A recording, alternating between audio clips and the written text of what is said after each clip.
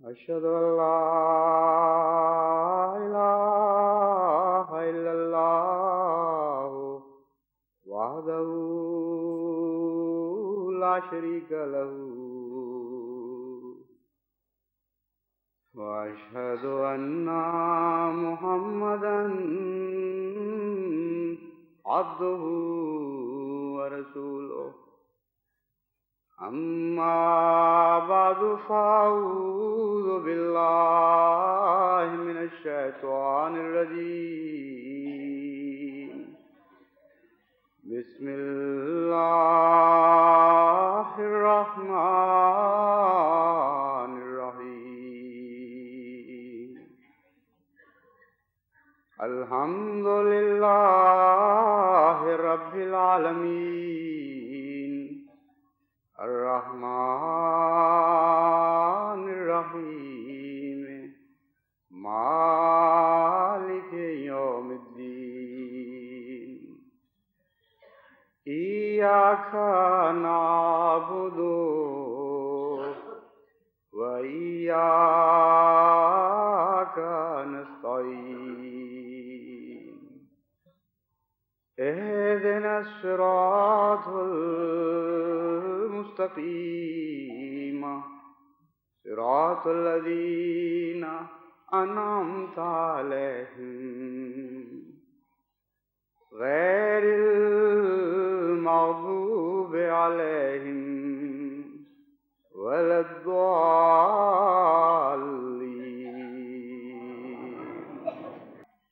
دنیا ہمیشہ سے مختلف وجوہات اور اسباب کی بنا پر باہم دیگر برسر پیکار رہی ہے، لیکن بعض زمانوں میں بعض خاص وقتوں میں یہ لڑائیاں بہت زیادہ شدت اختیار کر جاتی ہیں۔ آج ہم جس دور سے گزر رہے ہیں اس میں بھی انسان کے ساتھ جس شدت کے ساتھ برسر پیکار ہے اور جتنا مختلف وجوہات کی بنا پر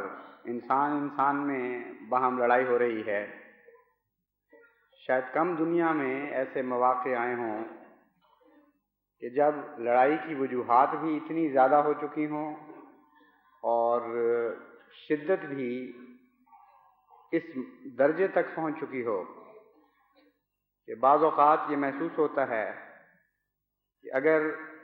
صبر کی انتہائی قوتیں کار فرما نہ ہوں تو انسان ایک دوسرے سے لڑتے ہوئے انسانیت کے وجود ہی کو ختم کر دے گا۔ نہ صرف یہ کہ لڑائی کی وجوہات بڑھتی چلی جا رہی ہیں، بلکہ وہ ہتھیار جو انسان کو میسر آ چکے ہیں وہ خود اتنے قوی اور اتنے ہیبت ناک اور اتنے وسیع الاثر ہیں کہ کسی وقت بھی اگر وہ لڑائی کے میدانوں میں استعمال ہونے لگیں تو حقیقت یہ ہے کہ علاقوں کے علاقے زندگی کے وجود ہی سے خالی ہو جائیں گے۔ اور بہت سے مفکرین جو ان حالات کا جائزہ لیتے رہتے ہیں وہ اس بات پر متفق ہیں کہ اس وقت انسان کے درمیان ایک ہولناک عالمگیر جنگ کو روکنے کے لیے صرف ایک ہی وجہ باقی ہے، اور وہ ہتھیاروں کا ہولناک ہونا ہے۔ وہ اتنے خوفناک ہو چکے ہیں اور اتنی شدت اختیار کر چکے ہیں کہ اگر ان ہتھیاروں سے ایک دفعہ لڑائی چھڑ جائے تو تمام وہ لوگ جو ان ہتھیاروں کی کنہوں سے واقف ہیں اور ان کے اثرات کا کچھ تصور رکھتے ہیں وہ جانتے ہیں کہ وہ قومیں بھی تباہ ہو جائیں گی جو غالب آئیں اور وہ قومیں بھی تباہ ہو جائیں گی جو مغلوب ہوں، اور عملاً دونوں کے ہاتھ میں کچھ بھی باقی نہیں رہے گا۔ بس یہی ایک خوف ہے جو مانے ہے۔ ہیروشیما اور ناگاساکی کے قصے آپ نے سنے ہوں گے۔ ایک ایک بم ان شہروں پر ایسا گرا تھا جس نے تمام ان شہروں میں بسنے والوں کو صرف ہلاک نہیں کیا، بلکہ اس کے اثرات، ان بموں کے اثرات سے ارد گرد کے علاقوں میں بھی انتہائی ہولناک تباہیاں پھیلیں، اور سال ہا سال تک ان بموں کے اثرات سے قسم قسم کی خوفناک بیماریاں اور وبائیں پھیلتی رہیں۔ یہ بم عام ان بموں سے بالکل مختلف ہیں جن بموں کا تصور دنیا کے ان ممالک میں پایا جاتا ہے جہاں غیر معمولی ترقی نہیں، مثلا پاکستان اور ہندوستان وغیرہ کے علاقوں میں۔ یہاں عوام الناس سمجھتے ہیں کہ بم سے مراد صرف یہ ہے کہ ایک دھماکہ ہوا اور اس کے نتیجے میں کچھ عمارتیں منہدم ہوئیں اور کہیں آگ لگ گئی۔ جن ہتھیاروں کا میں ذکر کر رہا ہوں وہ ان سے بالکل مختلف ہیں۔ چنانچہ ناگاساکی اور ہیروشیما میں گرنے والے بموں کی ہلاکت وہیں ختم نہیں ہو گئی کہ ایک شہر کا شہر بھگ سے اڑ گیا، بلکہ ایسے ریڈیائی اثرات انہوں نے پیچھے چھوڑے جو ایسی نہ نظر آنے والی لہروں کی صورت میں موجود رہے،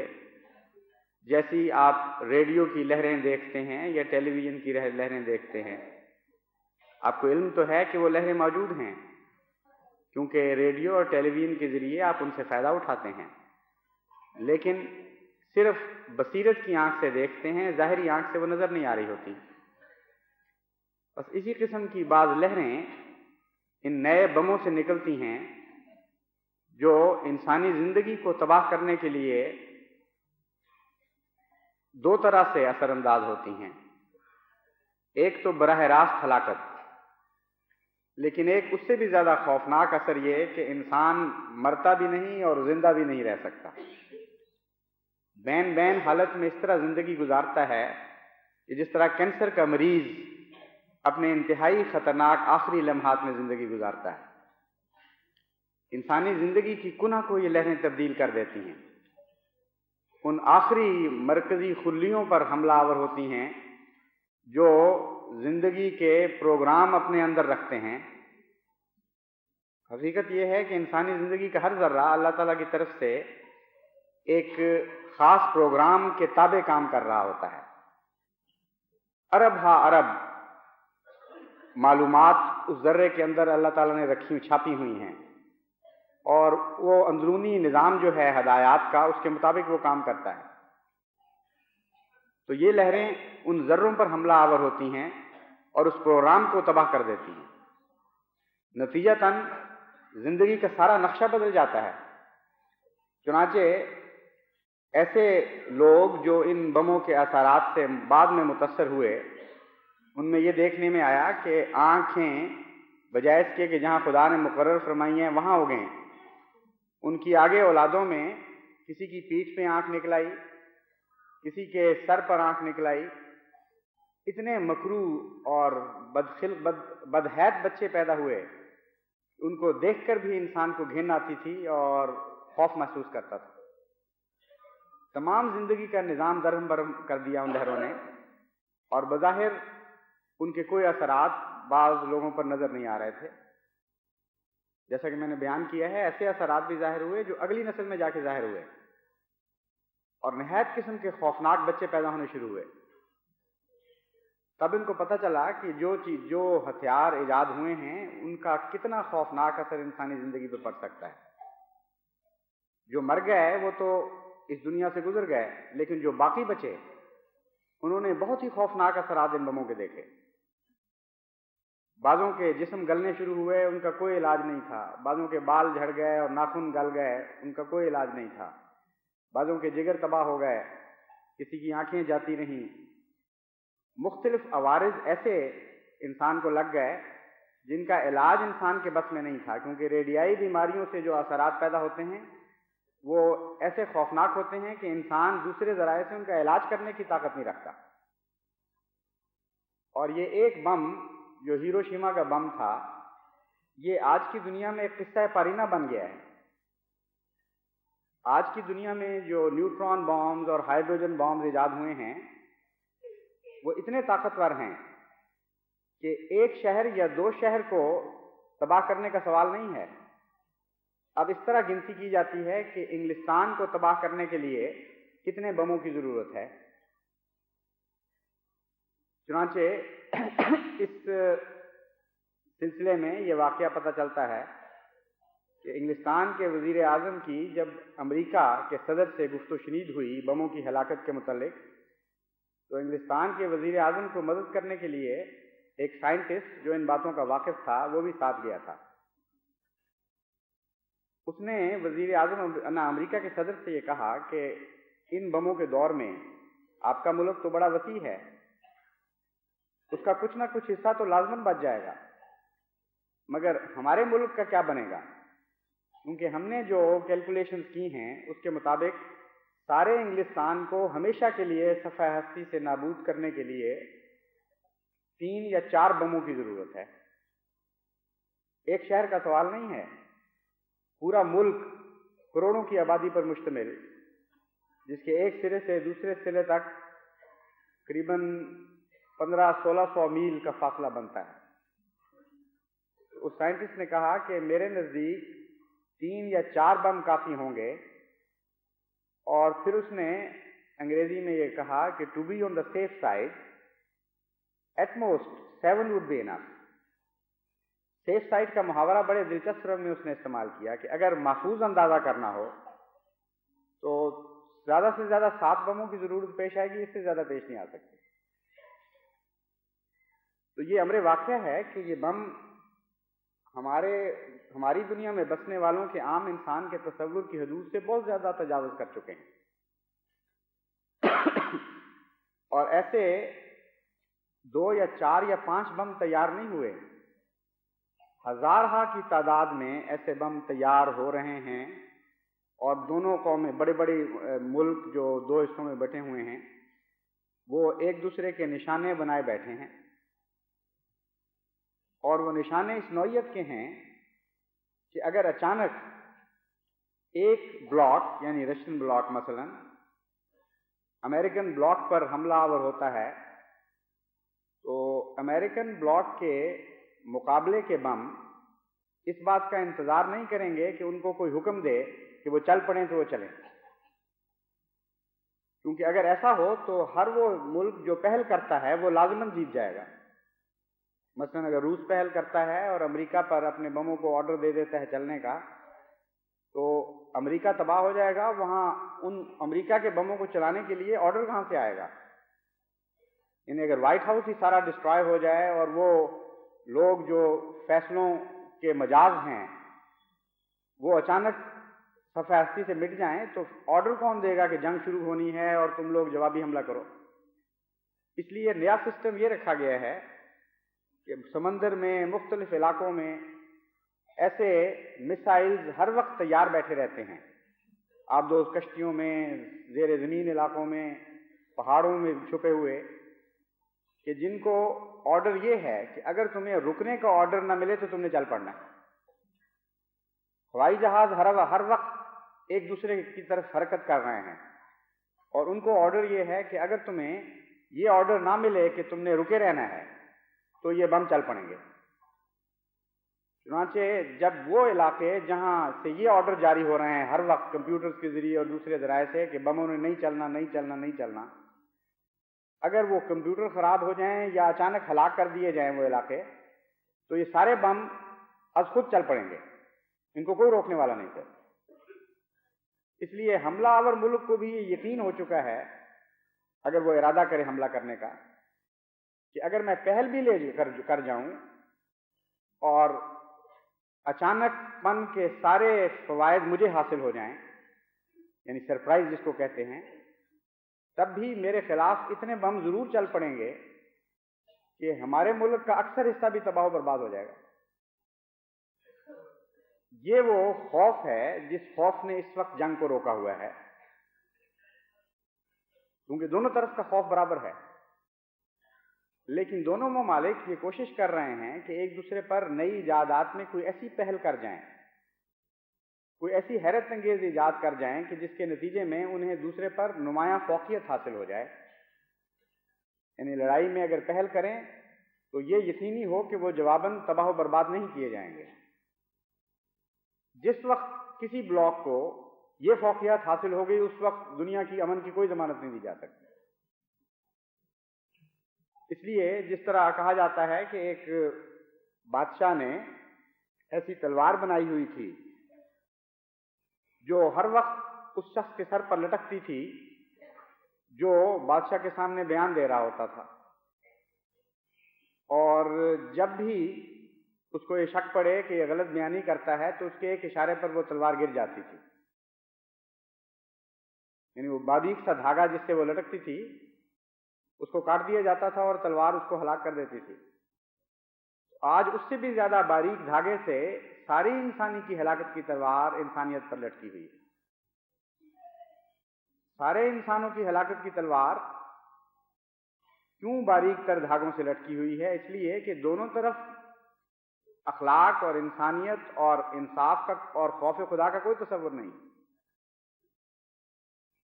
محض خالصتاً مادہ پرستی کے مواجہات ہیں، خالصتاً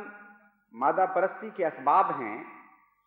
جو حملے پر آمادہ کر رہے ہیں یا حملے سے روک رہے ہیں۔ اخلاقیات کا اس میں کوئی دخل نہیں، خدا تعالیٰ کے خوف کا اس میں کوئی دخل نہیں، 100% خود غرضی پر مبنی وہ خیالات اور سوچیں ہیں جنہوں نے آخر یہ فیصلہ کرنا ہے کہ ہم نے جنگ شروع کرنی ہے یا نہیں کرنی۔ ایسی خطرناک دنیا میں جب انسان کی تقدیر لامذہبی طاقتوں کے ہاتھ میں جا چکی ہو، احمدیت پر کیا ذمہ داریاں آتی ہیں؟ یہ ہیں وہ باتیں جو ہر احمدی کو سوچنی چاہیے۔ امر واقعہ یہ ہے کہ احمدیت دنیا کو ہلاکتوں سے بچانے کا ایک آخری ذریعہ ہے جو اللہ تعالیٰ کی طرف سے جاری کیا گیا ہے۔ آخری ذریعہ ان معنوں میں کہ اگر یہ ذریعہ ناکام ہو تو دنیا نے لازماً ہلاک ہونا ہے، پھر اس کے بچنے کی کوئی صورت نہیں۔ اور آخری ذریعہ ان معنوں میں کہ اگر یہ ذریعہ کامیاب ہو تو پھر خدا تعالیٰ کے فضل سے اس دنیا کو کوئی اور خوف ایک لمبے عرصے تک دامنگیر نہیں ہوگا۔ یہ اتنی بڑی ذمہ داری ہے جس کے تابع میں بار بار یہ اعلان کرتا رہا ہوں کہ داعی اللہ بنو، دنیا کو بلاؤ نجات کی طرف، اپنے رب کی طرف، ورنہ بے خدا انسان کے ہاتھ میں اگر انسان کی تقدیر چلی جائے تو اس کی ہلاکت یقینی ہو جایا کرتی۔ اور اس وقت امر واقعہ یہی ہے، نہ صرف یہ کہ بے خدا انسان کے ہاتھ میں انسان کی تقدیر گئی ہوئی ہے، بلکہ اس کے ہاتھ اتنے مضبوط ہو چکے ہیں اور ان میں ایسے خوفناک ہتھیار آ چکے ہیں کہ وہ جب بھی چاہے تمام انسان کو دنیا میں ہلاک کر سکتا ہے۔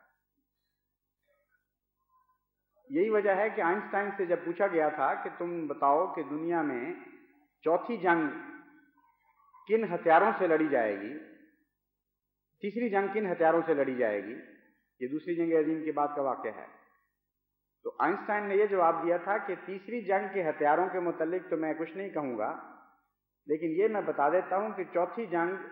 ڈنڈوں اور پتھروں سے لڑی جائے گی۔ مطلب یہ تھا کہ تیسری جنگ کے ہتھیار اتنے خوفناک ہو چکے ہوں گے کہ انسان نہ صرف بحیثیت انسان اس دنیا سے تقریباً مٹ چکا ہوگا، بلکہ اس کی تمام سائنسی ترقیات، تمام ماحصل، تمام تہذیب، ہر چیز فنا ہو چکی ہوگی۔ جو لوگ بچیں گے وہ شاید پتھر کے زمانے کے کچھ لوگ غاروں میں، کچھ پہاڑوں میں بسنے والے بچ جائیں، اور ان کی لڑائی اگر ہوئی تو وہ تو پتھروں اور ڈنڈوں سے ہی ہوگی، کیونکہ اس سے زیادہ ان کو ہماری تہذیب سے کچھ بھی حاصل نہیں ہوگا، ہمارے علم میں سے کچھ بھی ان لوگوں تک نہیں پہنچا ہوگا۔ یہ مراد تھی اس کے پاس، اس کی تمام علمی خزانے مٹ جائیں گے، تمام سائنٹسٹ تباہ ہو جائیں گے، تمام تہذیبوں کے سر چشمے ختم ہو جائیں گے، بس بچا کھچا انسان جو بھی جنگلوں یا غاروں میں بستا ہے وہ تو ان چیزوں سے بے بہرا ہوگا، اس لیے اس کی لڑائی واپس لوٹ جائے گی ان قدیم زمانوں کی طرف جو پتھروں یا غاروں کا زمانہ کہلاتا ہے۔ ایسی صورت میں احمدی کی جو ذمہ داریاں ہیں ان کو پورے شعور اور بیداری کے ساتھ، بیدار مغزی کے ساتھ ادا کرنا پڑے گا، کیونکہ اب وقت بہت تھوڑا رہ رہا ہے۔ جہاں تک میں نے غور کیا ہے، میں سمجھتا ہوں کہ اگر احمدیہ جماعت فعال ہو جائے ساری دنیا میں اور تیزی کے ساتھ بنی نوع انسان کو ہدایت کی طرف بلانا شروع کرے اور واقعتاً دنیا متاثر ہو کر اسلام کی طرف آنے لگے تو اللہ تعالیٰ یقیناً اس مہلت کو بڑھا دے گا کیونکہ اللہ تعالیٰ عذاب میں جلدی نہیں کرتا، اس کی رحمت ہر دوسری صفت پہ غالب ہے. اس لیے بلا خوف و خطر، بغیر کسی اشتباہ کے آپ یقینی طور پر اس بات کی ضمانت دے سکتے ہیں کہ اگر آپ تبلیغ کریں اور دنیا اس تبلیغ کو سننے لگے اور مائل ہونے لگے تو انشاءاللہ تعالی یہ خطرات لازماً ٹل جائیں گے، اور انسان کو خدا توفیق نہیں دے گا کہ وہ اتنے اہم ہلاکت کے فیصلے کر سکے. اور اگر ایسا نہ کیا گیا تو پھر کوئی ضمانت نہیں ہے اس دنیا کے بچنے کی. یہ خیال کہ اسلام نے غالب آنا ہے اس لیے لازماً ساری دنیا بچائی جائے گی، اس کے اندر ایک چھوٹی سی فیلسی ہے، ایک غلط فہمی ہے، ایک ابہام سا پایا جاتا ہے. اور وہ یہ ہے کہ غالب تو ضرور آیا کرتے ہیں خدا کے انبیاء، لیکن وہ غلبے دو قسم کے ہوا کرتے ہیں. ایک ایسا غلبہ کہ ساری قوم یا اس کی اکثریت تسلیم کر لے، اور ایک ایسا غلبہ کہ نہ تسلیم کرنے کے نتیجے میں انسانوں کی اکثریت کو ہلاک کر دیا جائے. یہ دونوں قسم کے غلبے ہمیں قرآن کریم میں ملتے ہیں. اس لیے اس بات میں تو بہرحال شک نہیں ہے کہ اسلام لازماً غالب آئے گا، مگر اس کی ایک یہ شکل بھی ہو سکتی ہے کہ بہت وسیع پیمانے پر ان لوگوں کو ہلاک کر دیا جائے جو اسلام کے پیغام کو نہ سنیں،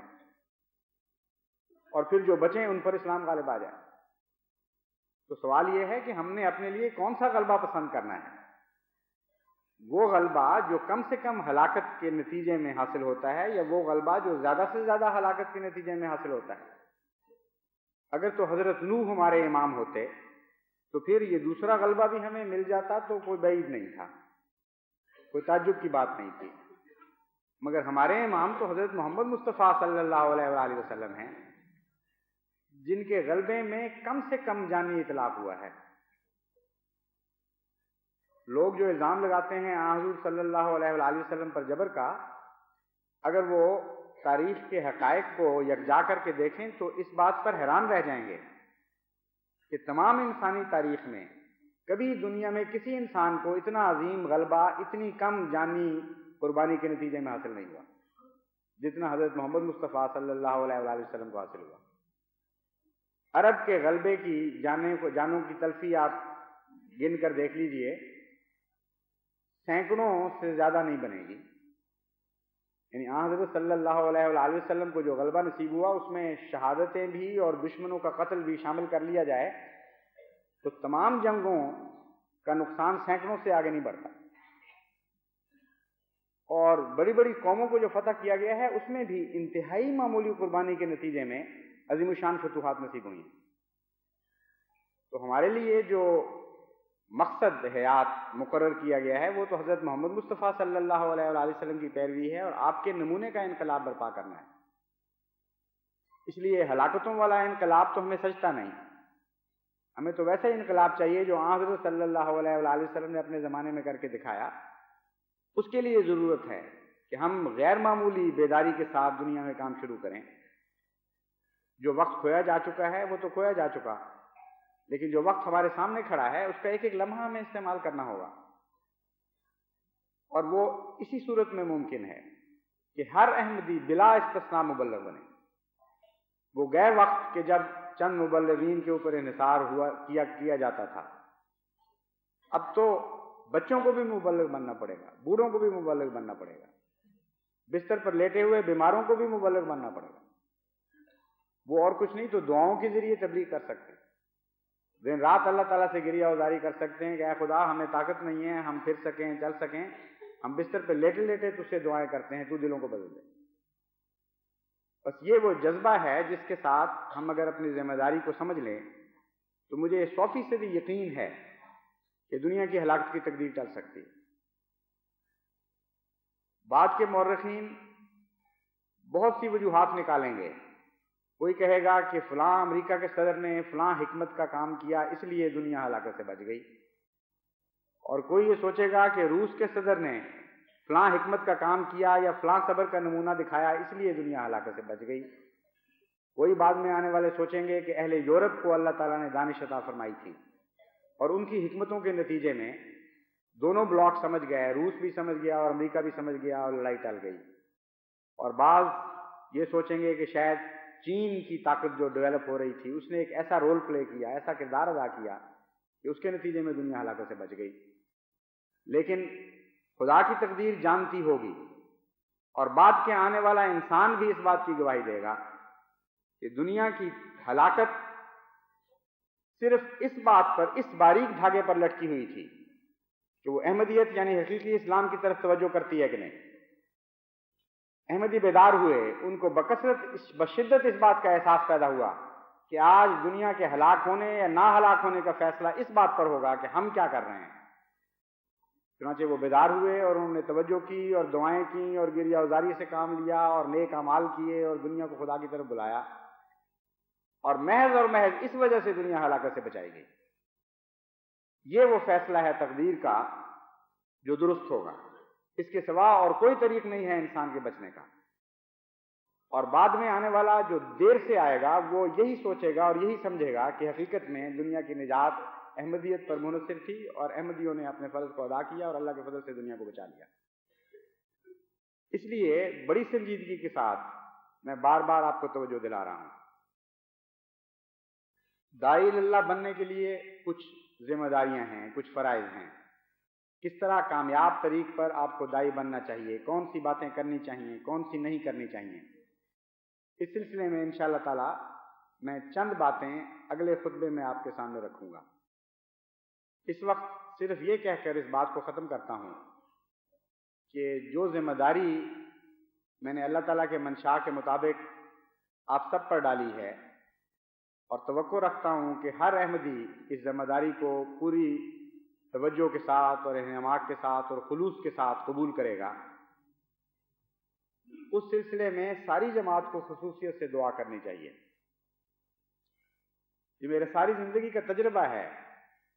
کہ جب بھی دعا سے غفلت ہوئی ہے کام نہیں بنے، جب بھی دعا کی طرف توجہ پیدا ہوئی ہے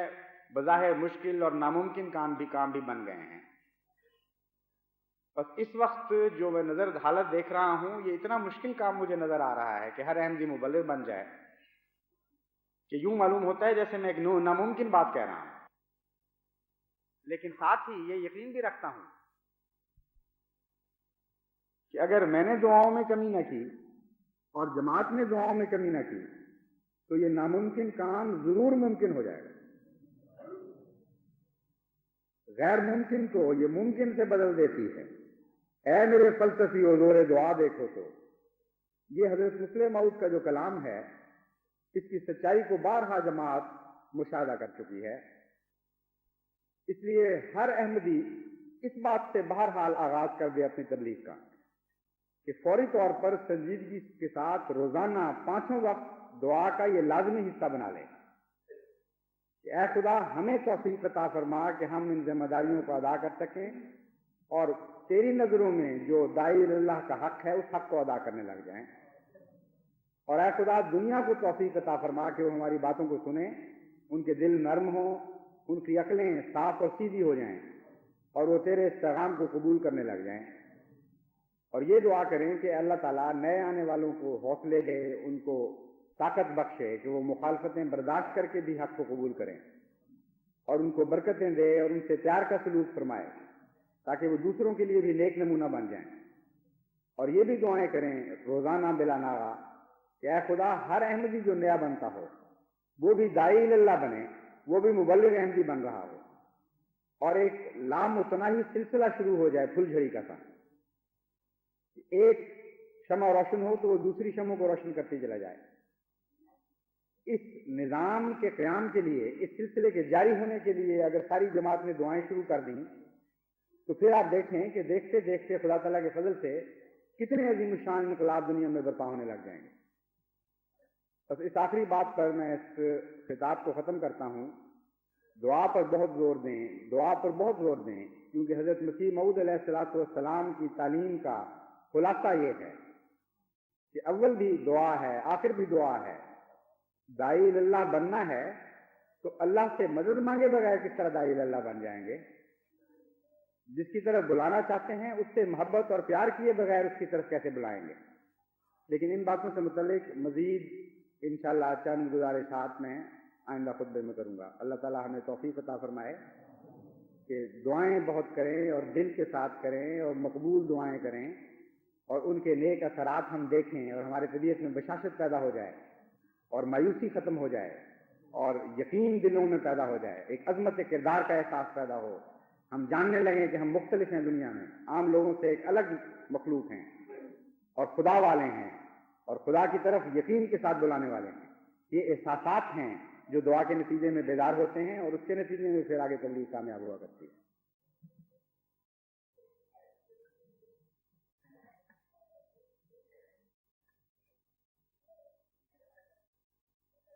الحمدللہ نحمدہ ونستعینہ ونستغفرہ ونؤمن بہ ونتوکل علیہ ونعوذ باللہ من شرور انفسنا ومن سیئات اعمالنا ومن يهده الله فلا مضل له ومن يضلله فلا هادي له ونشهد أن لا إله إلا الله وحده لا شريك له ونشهد أن محمدا عبده ورسوله. عباد الله رحمكم الله إن الله يأمر بالعدل والإحسان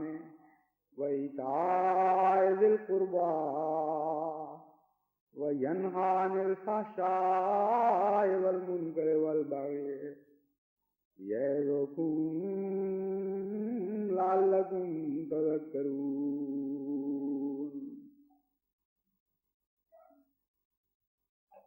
اذكروا الله يذكركم وادعوه يستجب لكم ولذكر الله أكبر.